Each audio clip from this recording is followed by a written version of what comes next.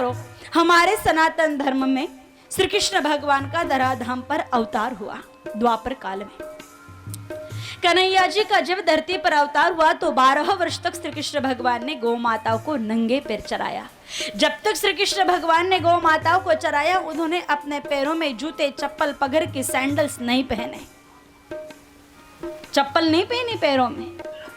अब देखो ना माताओं, हमारे इसी हिंदुस्तान के धरती पर आज से लगभग 5000 वर्ष पूर्व श्री कृष्ण भगवान हुए, जिन्होंने गैयों को जंगल में चराया लेकिन पैरों में जूते चप्पल नहीं पहने। और आज हमारी हालत क्या है? हमारे बच्चे 4 किताबें ज्यादा पढ़ ले, डिग्री, डिप्लोमा, सर्टिफिकेट हासिल कर ले, तो फिर जूते चप्पल पहन करके रसोई घर में भी प्रवेश कर जाते हैं। बहु बेटियां ज्यादा पढ़ी लिखी लेकर के आ जाओ, या पतिदेव की तनख्वाह अगर 70,000 से ऊपर चली जाए तो फिर बहुएं चप्पल पहन करके चपाती सेकती नजर आती है। बोलो, लेकिन फिर भी हम जूते चप्पल पहनते क्यों? पैरों की सुरक्षा के लिए नहीं, फैशन के चक्कर में। मां मोटा खानदान का लोग, वी आर स्टैंडर्ड पर्सन, केवल मात्र हम ऊंचे लोग हैं, बड़े लोग हैं, ये दिखाने के चक्कर में, फैशन के चक्कर में हम घर के अंदर जूते चप्पल पहन रहे। और एक तरफ श्री कृष्ण भगवान है जो जंगल में गैयों के पीछे घूमे, लेकिन फिर भी उन्होंने अपने पैरों में जूते चप्पल पगड़ की नहीं पहनी। क्यों? कारण क्या? दरअसल सत्य ये है, पहली बार जब श्री कृष्ण भगवान गौ माताओं को चराने के लिए निकल रहे थे तो उसका मुहूर्त निकाला गया।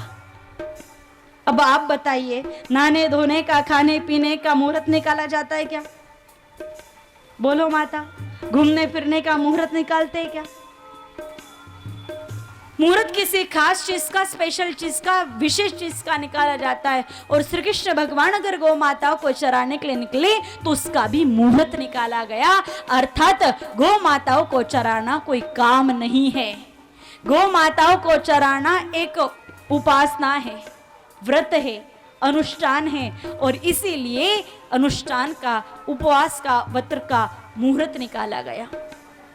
शांडिल ऋषि आए, अष्टमी का मुहूर्त निकाला कि गोपाष्टमी बहुत अच्छा पर्व है, कल ही कहना गैये चराने जाएगा। और कन्हैया श्री कृष्ण भगवान दूसरे दिन से गोचारण के लिए तैयार हो गए। सुबह उठे, मैया यशोदा ने उनको नहलाया, धुलाया, श्रृंगार आदि कराया। श्रृंगार कराने के पश्चात श्री कृष्ण भगवान के हाथ में माँ यशोदा ने नई 3 चीजें दे दी। एक सुंदर सी छड़ी दे दी, लखुटी दे दी, डंडा दे दिया, एक काली कंबलिया दे दी और एक जूतों का जोड़ दे दिया। लकुटी को, डंडे को भगवान ने हाथ में धारण कर लिया, शस्त्र जान करके। क्यों? गाय माता को मारने पीटने के लिए नहीं, गौ माताओं को मारने के लिए नहीं। अगर कोई गौ माता को सताए, अगर कोई गौ माता जी को मारे पीटे, अगर कोई गौ माता जी को तकलीफ पहुंचाए तो उस पापी को सजा देने के लिए शस्त्र रूप में श्री कृष्ण भगवान ने अपने हाथ में लकुटी को धारण किया। शस्त्र रूप में धारण की लकड़ी को अपने सिर पर लगा करके प्रणाम किया। फिर काली कंबलिया को मुस्कुराते हुए कंधे पर डाल दिया। मैया ने कहा अगर दोपहर को विश्राम करेगा तो इस पे छा करके सो जाना। और तीसरे जूते का जो जोड़ था उस जूते को एक तरफ कर दिया, किनारे कर दिया, पार खिसका दिया। और मैया को कहा मैया मैं जूते पहन करके तो नहीं जाऊंगा। मैया ने कहा अरे कान्हा तू जंगल जाएगा, कांटे कंकर भाटे पत्थर होंगे, चुभेंगे, तेरे नाजू से चरण कमल खराब हो जाएंगे, लाला जूतन ने पहन ले। कि नहीं मैया मैं जूते तो ना पहनूंगा। मैया ने बार बार समझा, कान्हा जिद ना कर, जंगल जाएगा, कांटे कंकर भाटे पत्थर होंगे, चुभेंगे, तेरे चरण कमल खराब हो जाएंगे, जूतों को पहन ले, पहन ले, पहन ले। फिर भी श्री कृष्ण भगवान ने नहीं माना कि मैया कुछ भी हो जाए मैं जूते तो ना पहनूंगा। बार बार मैया ने कहा, फिर भी श्री कृष्ण भगवान नहीं माने। अंत में मैया ने कहा ठीक है तेरी इच्छा मर्जी, नहीं पहनने जूते चप्पल, कोई बात नहीं मत पहन, लेकिन मुझे कारण तो बता दे कि तू जूते चप्पल क्यों नहीं पहनता। तब श्री कृष्ण भगवान ने कारण बताने की बजाय अपनी माँ को एक प्रति प्रश्न पूछ लिया कि मैया तू मुझे एक बात बता, तू रोज भगवान के दर्शन करने जाती है? कि हाँ जाती हूँ। तो नंद बाबा ने तेरे लिए बड़ी प्यारी सुंदर सी जूतियां बना करके रखी है, तू उन जूतियों को पहन करके जंगल में मंदिर में दर्शन करने क्यों नहीं जाती? मैया ने कन्हैया जी को हल्के से मार के कहा ए मेरे पगले कान्हा, मंदिर में भगवान होते हैं, वो अपने इष्ट है, अपने आराध्य है, और भगवान के सामने जूते चप्पल पहन करके नहीं जाते। अगर हम भगवान के सामने जूते चप्पल पहन के जाएंगे तो भगवान का अपमान हो जाएगा।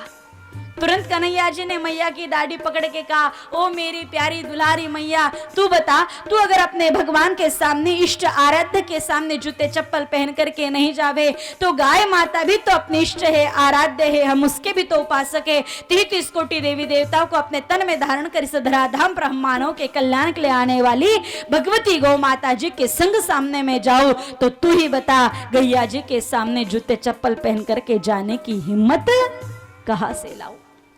हम श्री कृष्ण भगवान को अगर माखन मिश्री का भोग लगा करके रिझाते तो वही श्री कृष्ण भगवान गौ माताओं को नंगे पैर चरा करके रिझाते हैं। अगर हम श्री कृष्ण भगवान के पुजारी है तो श्री कृष्ण भगवान गौ माता के पुजारी है। अगर श्री कृष्ण भगवान हमारे भगवान है तो गाय माता उनकी भगवान है। अब सोच समझ करके बताओ, श्री कृष्ण भगवान की भगवान भगवती गाय माता जी, कृष्ण भगवान स्वयं जिन गाय माता जी को अपने भगवान कहते हैं, ऐसी भगवती गाय माता जी भला पशु प्राणी ढोर मवेशी जानवर हो सकती है क्या? हमने गाय माता जी को पहचानने में बहुत बड़ी भूल कर दी। बात सिर्फ श्री कृष्ण भगवान की नहीं है, श्री कृष्ण भगवान ने भी नंगे पैर गौ माताओं को चराया। तो भगवान राम जी भी वनवास गए तो भी चित्रकूट तक अपने संग गौ माताओं को लेकर के गए। तेजाजी महाराज ने गौ माताओं के खातिर अपने प्राण दे दिए। बाबूजी, कल्लाजी आदि ने भी गौ माता के रक्षार्थ अपने प्राण दे दिए। आप किसी भी कोई भी अवतार ले लो, चाहे जम्बेश्वर भगवान की बात क्यों ना कर लो, आपने भी सबसे पहला कार्य गौ माताओं को चराने का ही किया है। और उन्होंने अपने जीवन का पहला पर्चा, पहला चमत्कार भी गौ माताओं के कारण ही दिखाया। तो गैया जी के लिए कुएं में पानी ऊपर तक ले आते, गैया पानी पी लेती, कुएं का पानी वापस नीचे चला जाता।